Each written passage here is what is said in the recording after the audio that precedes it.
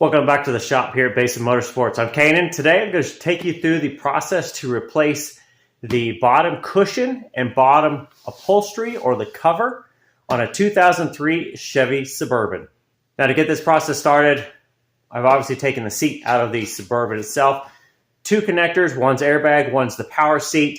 The other one is 4 bolts. Go ahead and move it all the way forward before you disconnect the connectors, and then just take it out from the driver's door. Now be warned, these are pretty heavy. They're probably a good 50 to 60 pounds for each seat. So if you need 2 people, make sure you have them on hand. Now the first step in this is we're gonna take this side panel off here with the electrical controls and the handle itself on the bottom here. I'm gonna take this away so that we can get to the seam on the bottom edge here that snaps into the seat frame.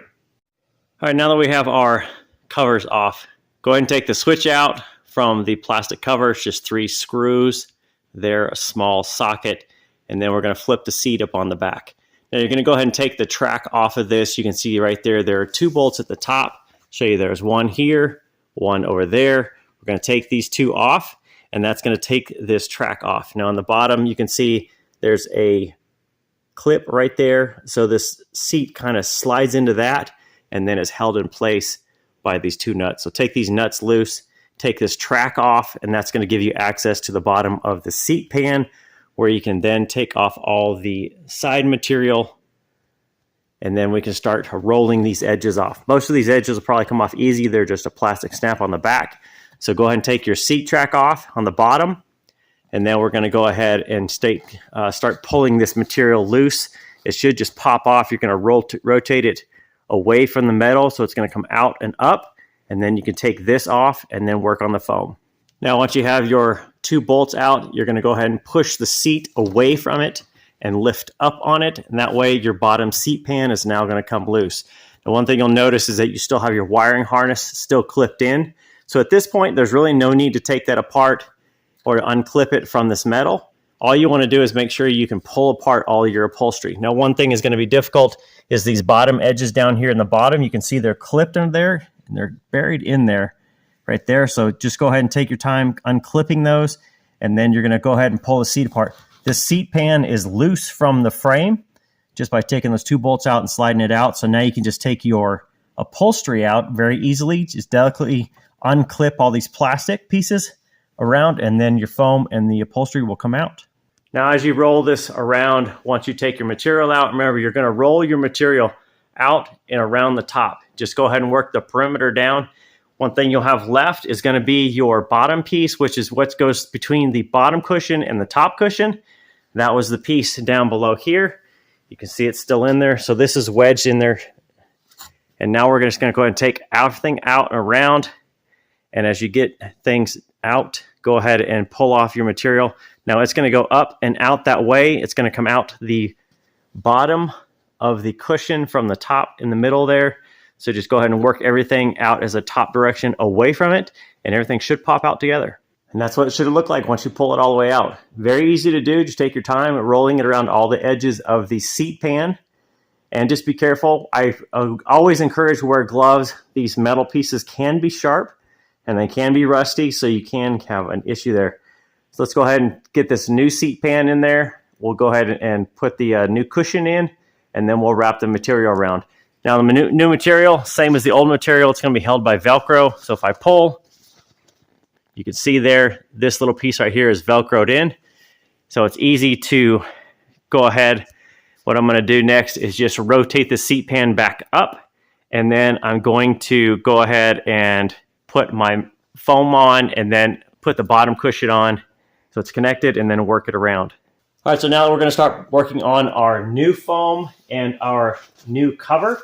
You're going to set the foam in there to make sure it fits on everything. Then you're going to take your cover. Now go ahead and work from the center piece here, putting your Velcro down, make the 2 halves connect. This should be your center line here because it's center of the seat. Connect this up, start lining it down, and you can just take your hand over the top and just push it down in. You should feel it connect in there just like you would with Velcro. You can always go ahead and pull back up, make sure it gives you that nice, good, clean, crisp zip sound for Velcro. And then you're going to start working on all your material.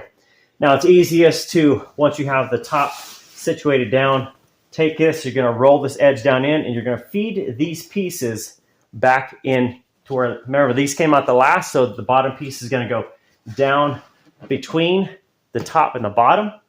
And you can also piece in your side pieces going down and under. Now to get to the bottom edge, obviously the easiest is going to be to flip it back up onto its back after you stuff the bottom piece here down under, and then just go ahead and start clipping it back, basically going reverse of taking it out. Now once you have your pan connected back up, you've slid it down in, you put your 2 bolts on, and you've also had your pieces connected, your upholstery connected back to the seat pan. You got your one large one down here in the center, you have your 2 on the sides. You're next going to go ahead and take this top edge, you're going to roll it under. So it's got a plastic piece that's attached, sewn to the upholstery. You're going to go ahead and roll that under, and then you're going to tuck it down around the flange or the metal piece here. So it's going to fit inside, and you can see how it fits around the metal flange all the way up and in, and it's going to make a sharp corner right there as it jumps over to the front. So it's going to come down around the metal flange, and it's going to fit over top. You're going to do that all the way around the perimeter, and then your seat is back together. Now we need to work on cutting open here, replacement for the seat switch to come through. Now as you get ready to cut this opening, of course we want to make it as small as possible to make it work. Now if you feel in here, you can feel where your switches are, and you should be able to feel where this opening is. Now if you're not sure, go ahead and take your bare hand, reach up there gently behind, and what you'll find is you can reach through and poke where the material is. Now you can feel roughly somewhere in here, for me, is about halfway between the top and the bottom, and it's clearly back from the edge. So I can then go ahead, just pull this back, and I can go back a little bit further. Now you can just go ahead and make a small cut with a razor. And then from there you can use some scissors and just trim out the area needed. Now I always say go slow and just go ahead and keep cutting until everything fits. I'd rather have a little bit overhang on this material that I have to kind of fold underneath. You can then start fitting in your piece on the side. Now just remember, your opening needs to be right past these 2 screw holes here so that these clear can go into the metal. So you can go ahead and cut roughly to here, cut a line all the way back, and you're going to go back just beyond this screw at the back. Now for me, when I did this, now that it's attached, this was about a 1-inch rectangle. It started somewhere up in here, went all the way back to just beyond the screw, and that covered my screws and it covered my switch. I was able to tuck everything down in.